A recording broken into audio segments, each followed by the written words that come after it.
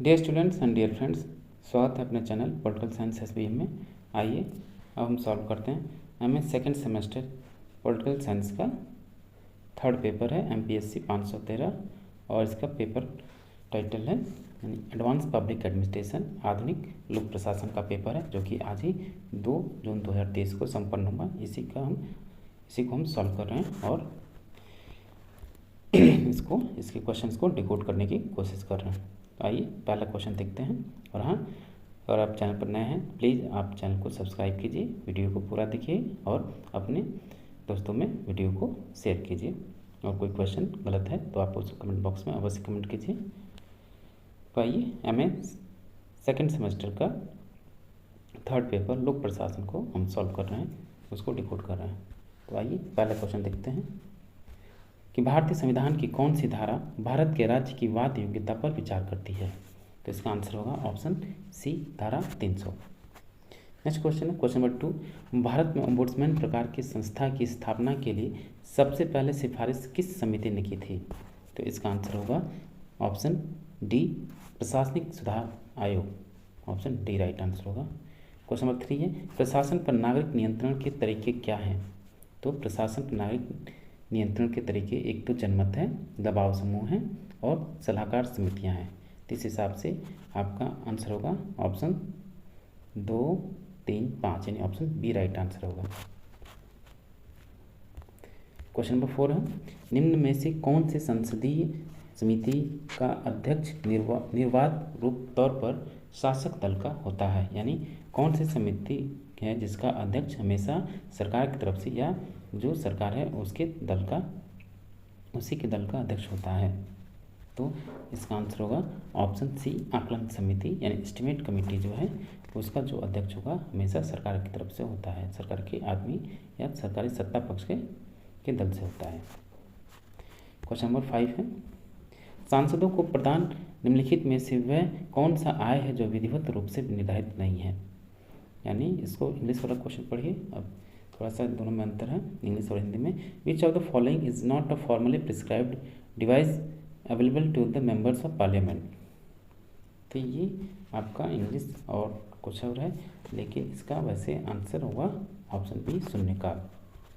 English और हिंदी में थोड़ा डिफर है। क्वेश्चन नंबर 6 है लोक प्रशासन पर कार्यपालिका के नियंत्रण का निम्न में से कौन सा उपकरण नहीं है। नियुक्ति एवं निष्कासन, कार्य क्षेत्र एजेंसियाँ, जनमत को अपील या लोक सेवा संहिता। तो इसका आंसर होगा ऑप्शन बी, कार्य क्षेत्र एजेंसियाँ।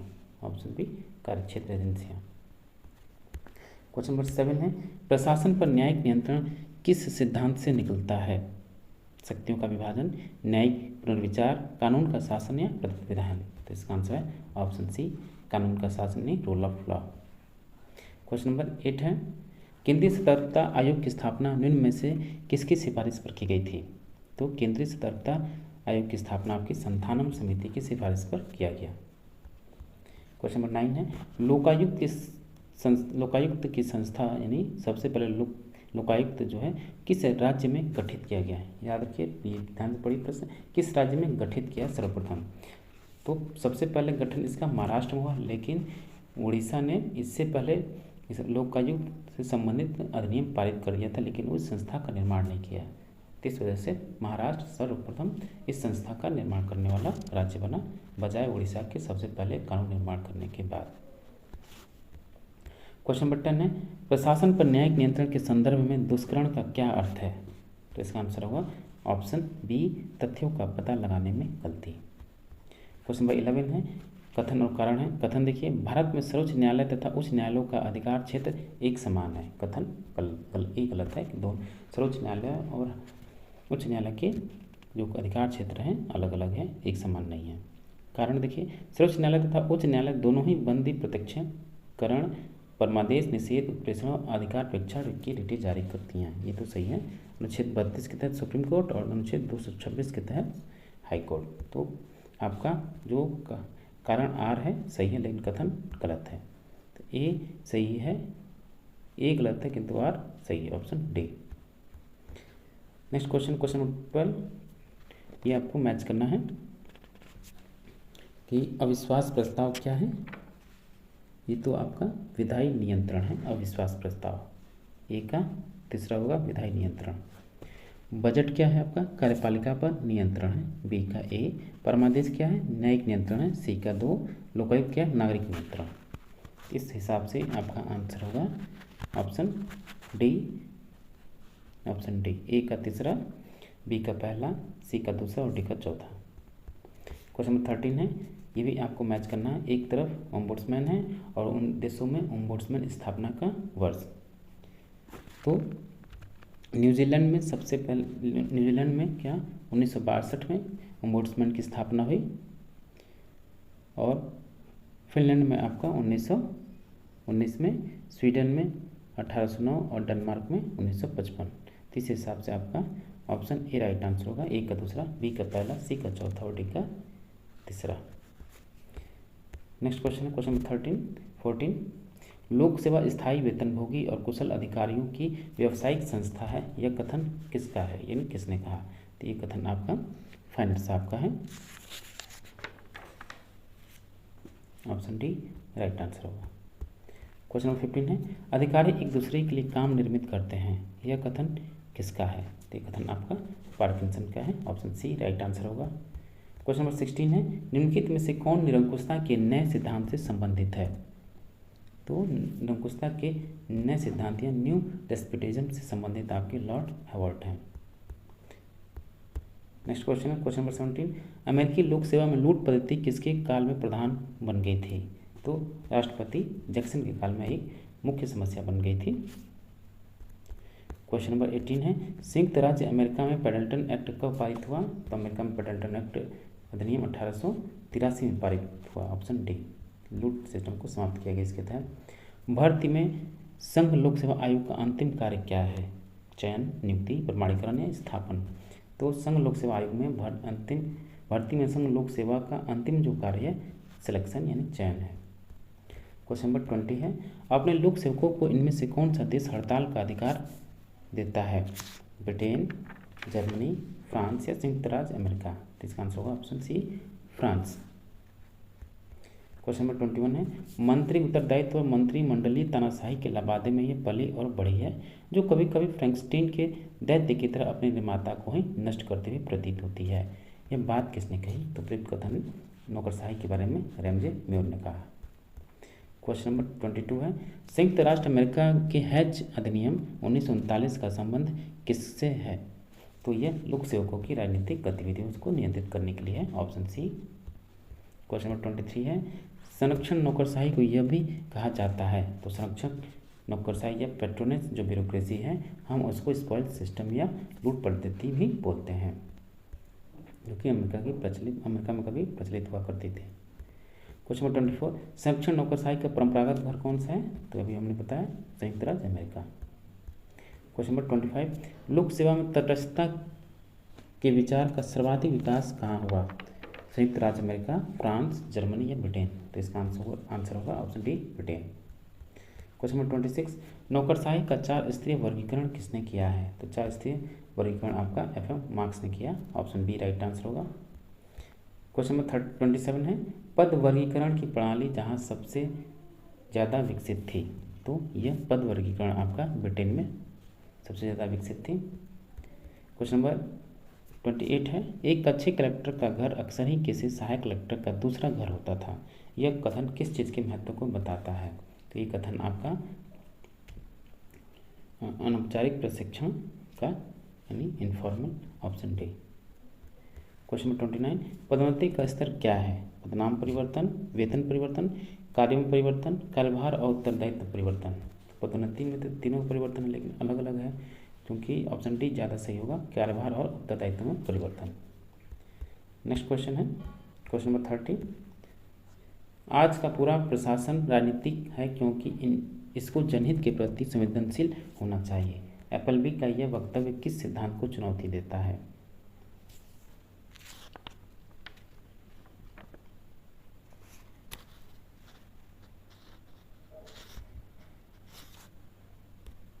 इसका आंसर होगा ऑप्शन डी तटस्थता। क्वेश्चन नंबर 31 है, एक तरफ प्रशासनिक राज्य है यानी किताबें हैं और उनके लेखक हैं, मैच करना आपको। तो जो आपका एडमिनिस्ट्रेटिव स्टेट है उसके लेखक FM मार्क्स हैं, यानी FM मार्क्स प्रशासनिक राज्य। और हाउ ब्रिटेन इज गवर्न, यानी ब्रिटेन कैसे शासित होता है, इसका रैमजेमेयर। नई तानाशाही, न्यू डेस्पोटिज्म, लॉर्ड हेवर्ट। और नौकरशाही का ऊंचा होता पर पिरामिड, पार्किंसन साहब। इस हिसाब से आपके आंसर होंगे P. Question number 32। Next question है क्वेश्चन नंबर 32। सम्मिलित करना इसको भी। एक तरफ वेतन आयोग है और दूसरी तरफ उस वेतन आयोग से संबंधित अध्यक्ष हैं। तो तीसरा वेतन आयोग, इसके अध्यक्ष आपके रघुवीर दयाल थे। पहले वेतन आयोग के अध्यक्ष थे वरदाचार्यार थे। और जो आपका चौथा वेतन आयोग है सिंघल थे। और दूसरे वेतन आयोग के अध्यक्ष जगन्नाथ दास थे। इस प्रकार आपका ऑप्शन होगा ऑप्शन सी। राइट आंसर होगा इसका। क्वेश्चन नंबर 33 है, पदोन्नति का निहितार्थ उन्नति से अधिक व्यापक है। कथन और कारण है। तो कथन है कि पदोन्नति का निहितार्थ उन्नति से अधिक व्यापक है। कारण क्या है कि उन्नति में केवल वेतन वृद्धि होती है, ऐसा नहीं है। उन्नति जब होती है तो कुछ न केवल वेतन के साथ पद, प्रतिष्ठा और तमाम और भी सुविधाएं, उत्तरदायित्व भी बढ़ती है, जिम्मेदारी भी बढ़ती है, केवल वेतन वृद्धि नहीं होती है। तो इसलिए कारण गलत है। और पदोन्नति का निहितार्थ उन्नति से अधिक है, ये सही है। तो इस प्रकार कथन ए सही है और आर गलत है, यानी ऑप्शन सी सही होगा। क्वेश्चन नंबर 34 है, तटस्थता और अनामिकता के सिद्धांत साथ साथ नहीं चलते हैं। कारण, अनामिकता का सिद्धांत मंत्रीय उत्तरदायित्व से निकलता है। तटस्थता और अनामिकता के सिद्धांत एक साथ नहीं चलते हैं, ये कथन आपका सही है। और अनामिकता का सिद्धांत मंत्री उत्तरदायित्व